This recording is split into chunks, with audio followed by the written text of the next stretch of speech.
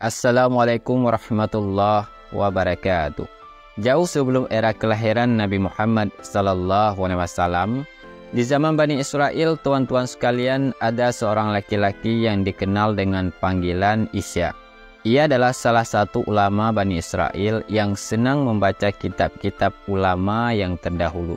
Setiap hari Isya ini sering membolak-balikkan lembaran kitab-kitab kuno Samawi untuk ditelaahnya.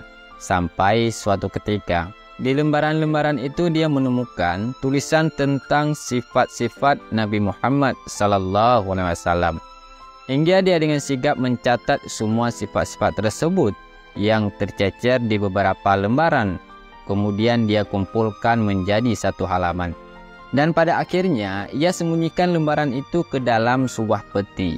Dan peti itu dikunci mati olehnya. Tidak ada seorang pun yang mengetahui di mana kunci peti itu disembunyikan oleh Isya. Pada suatu masa, Isya ini berwasiat kepada anaknya yang bernama Balukia menjelang hari akhir ajalnya. Wasiat tersebut adalah agar anaknya meneruskan pekerjaannya, yaitu menjadi hakim di kalangan Bani Israel. Dan beberapa waktu lamanya, Balukia pun menjadi hakim menggantikan sang ayah. Hingga suatu hari, ia melihat peti yang terkunci rapat di rumahnya. Ia pun bertanya kepada sang ibu, "Di manakah kunci peti ini, wahai ibuku?" Maka, ibu Balukiah menjawab, "Aku tidak tahu, wahai anakku." Dan akhirnya Balukiah pun terpaksa merusak gembok peti itu. Ketika peti itu bisa dibuka, ia menemukan catatan yang menjelaskan tentang sifat-sifat Nabi Muhammad SAW. Dalam lembaran itu dikatakan bahwa Muhammad adalah penutup para nabi dan rasul. Surga diharamkan kepada para nabi sebelum Muhammad dan umatnya masuk ke dalamnya. Sesudah membaca lembaran tersebut, Balukiah keluar dari rumah menemukan kaum Bani Israel untuk menyampaikan apa yang tertara di dalam lembaran kitab yang dibawanya. Maka Balukiah pun menggambarkan berita itu kepada ulama Bani Israel. Para ulama Bani Israel berkata, "Bapakmu mengetahui hal itu, tetapi tidak memberitahu kepada kita. Demi Allah, wahai Balukia, seandainya bukan karena kamu, pasti kuburannya akan kami bakar, karena bapakmu telah menyembunyikan berita tentang junjungan para rasul." Karena merasa bersalah atas perbuatan bapaknya, akhirnya Balukiah pun meninggalkan kampungnya dengan tujuan mencari keberadaan Nabi Muhammad SAW. Hingga akhirnya tibalah Balukiah pada suatu pulau. Ia bertemu dengan ular yang sangat besar. Dan ular itu berucap, "Tiada Tuhan kecuali Allah dan Muhammad adalah utusan Allah." Lalu Balukiah ini mengucapkan salam. Si ular itu bertanya, "Kamu dari golongan mana, wahai anak muda?"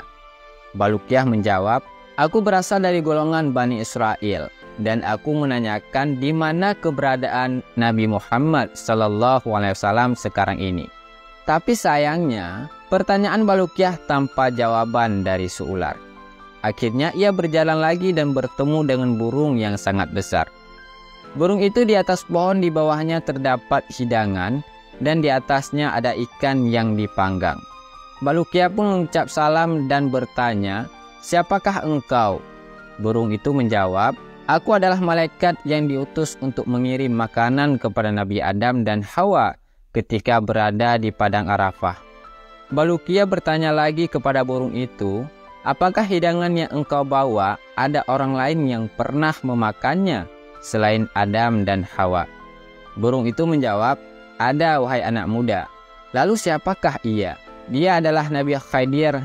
Terkadang dia datang ke sini lalu pergi lagi." Maka setelah bertemu dengan burung tersebut, Balukiah pun melanjutkan perjalanannya. Di dalam perjalanannya, ia melihat beberapa keanehan yang tidak pernah dilihat oleh orang lain. Ia juga melihat ikan hut yang ukurannya lebih besar dari yang pernah ia lihat sebelumnya. Ikan tersebut bagaikan pelepah kurma di antara ikan-ikan hut itu. Tak sampai di situ, tuan-tuan sekalian, herannya Balukiah setiap tempat yang ia temui selalu ada perkataan, "La ilaha illallah, Muhammadur Rasulullah."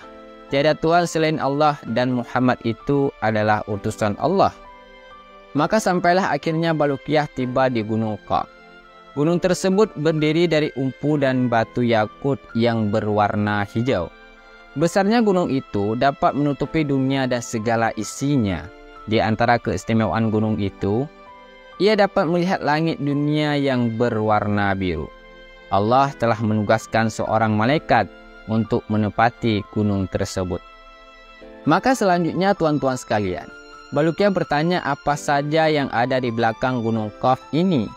Maka malaikat penjaga Gunung Qaf menjawab, ada 40.000 kota. Semuanya bukan termasuk kota-kota yang ada di dunia, karena kota-kota ini terbuat dari emas dan perak. Siang dan malam tidak dapat menembusnya, sedangkan penduduknya terdiri dari para malaikat.